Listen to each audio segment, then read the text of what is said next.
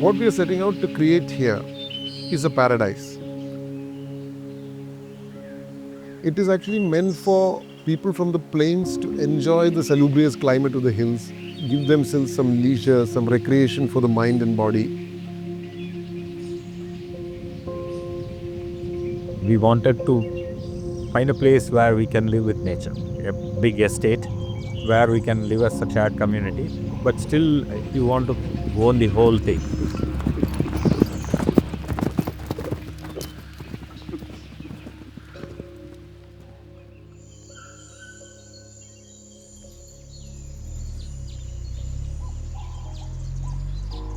Robusta Ranch is, you can call it a riding school, you can call it a stable, it is many things. It's a horse riding club for equine enthusiasts.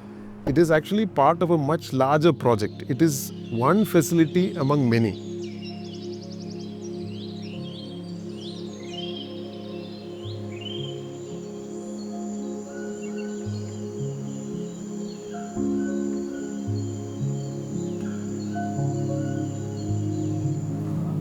To be in touch with horses is to be in touch with raw nature. To ride a horse is something wonderful because you're in contact with nature continuously. It attracts you, it pulls you out.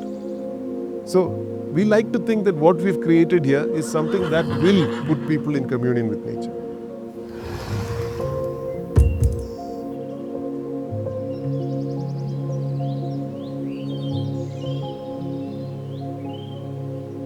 We don't have any boundary walls or anything. Good thing about this estate is they never cut down the trees here. All the old trees have been, and the native trees have also been kept as it is. So once we took it over, we wanted to retain the essence of the place actually.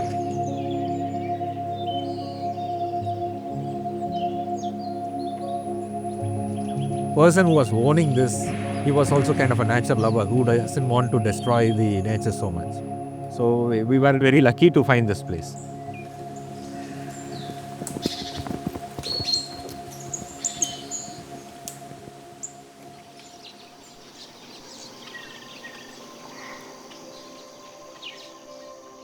So this was a project that we were thrilled to be inside because it's a horse stable in Yercaud.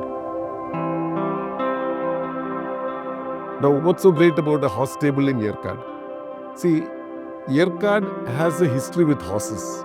It's a hill station in the middle of what used to be the old Madras Presidency back in British times. And the British used to come up here. Every coffee estate that you see in Yercaud was actually created by the British. And the way they used to come up here, they used to only have horse-drawn carts to come up the hills. And once they were here, the areas where the cart could move around were quite limited. The rest of the areas, you had bridle paths.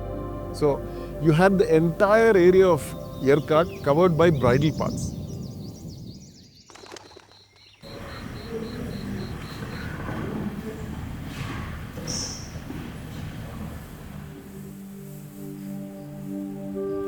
So when we started, we realized that we knew very little about horses. The horse is actually our client. I mean, someone is speaking for the horse, but really it's not the horse that's telling us, I want this or I want that. This is a new thing for us. Normally there's always a client who says, I want 3 bedrooms, I want this, I want that. The horse doesn't say anything to you. His master is speaking for it and saying, okay, the stall needs to be this size, he needs to be able to lie down. Who knows what he really wants? Now we actually started to find out, but when we were creating this, we had no idea. When we conceived all these facilities, we had to start somewhere. And first thing we started was the ranch, because we felt horse was the integral part of Yercaud and how horse came into building Yercaud and everything. And here, even in the schools here, you will have a horse stable and then horse riding, and horse is part of a culture here.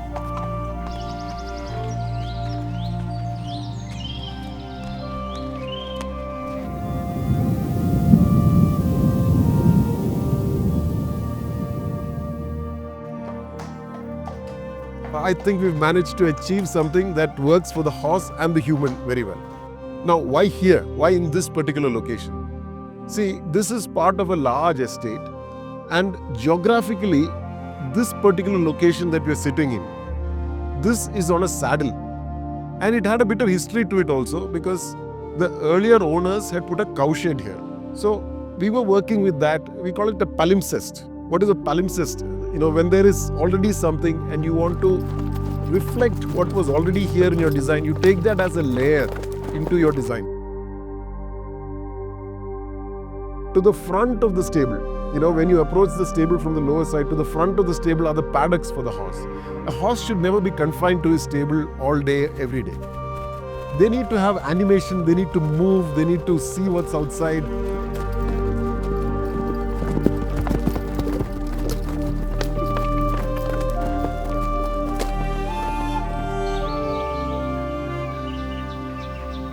Now, somebody who lives and who has lived with the horse only knows how to build a proper stable and with all the things required for horse. So what he has put together, it's like a 5-star facility for the horse. If you go and see that, it's like with the fans and the kind of lights and the space that each horse has been provided. So I think more than us, the horse should love living here. I think.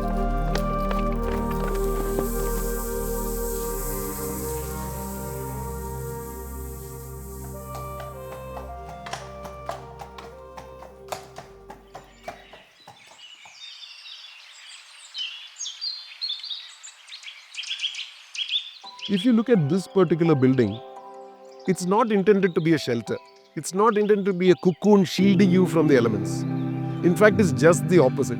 It's intended to give the feeling that you're actually sitting outside. In any of the spaces that you're in, you feel what's outside much more than you feel the envelope around you. We've taken a lot of care to dissolve the envelope. In some of the critical spaces, we've taken out the corners. Why have we taken out the corners? Because the corners are what creates the box that is the envelope. The minute you take away the element of the corner, connect it glass to glass, open it out, make it transparent, what does it do? You're sitting outside. So this is a series of pavilions where you are outside but sheltered. I'm going to step back and talk about why the metal and the wood is in place. So, as I said, we wanted to open up this building. We wanted to make it feel like a pavilion sitting in nature, which obviously meant the use of glass. But then we didn't want to create that sleek look with only glass where you're sitting in a glass box. So what's our answer? We wanted to be rustic. We wanted to have a feel of something traditional. We wanted to evoke the history of this particular estate. So what did we do? In some places, we framed the glass with wood. We put in the wood to evoke history, to evoke nature.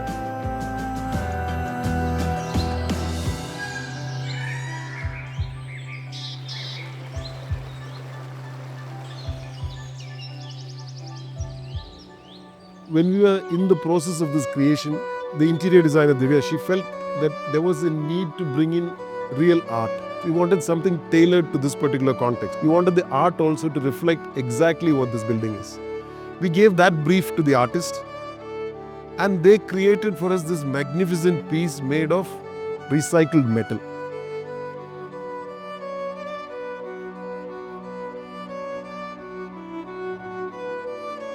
If you look at the minute details of the interiors, you'll notice that a lot of care has gone into the design of those things. There are horseshoes kept as clothes hooks. The detailing of the partitions is very raw, very rugged. Now, these are conscious decisions that we took so that it doesn't look like a completely finished, smooth, glistening product. We want it to be rustic, yet ergonomic. So that's the interior level of detailing that we've gone into.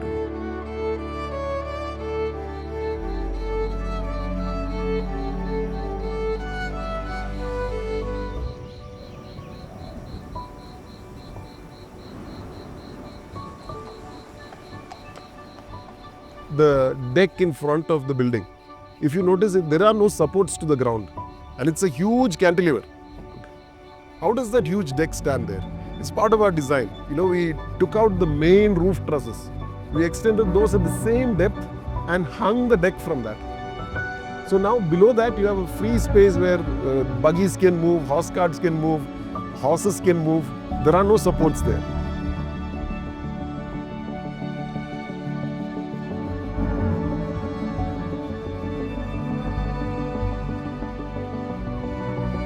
When you are living in a city, then it automatically you look for something else, right? Because the busy life there, it drains you a lot.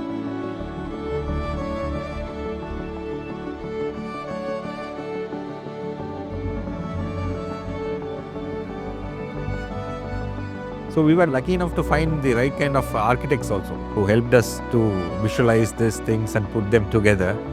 Yeah, but because initially when you say a stable, you don't visualize something like this. But what we ended up having was something which we didn't imagine when we started it. See, the end product is something we love actually. We are very proud to have this actually.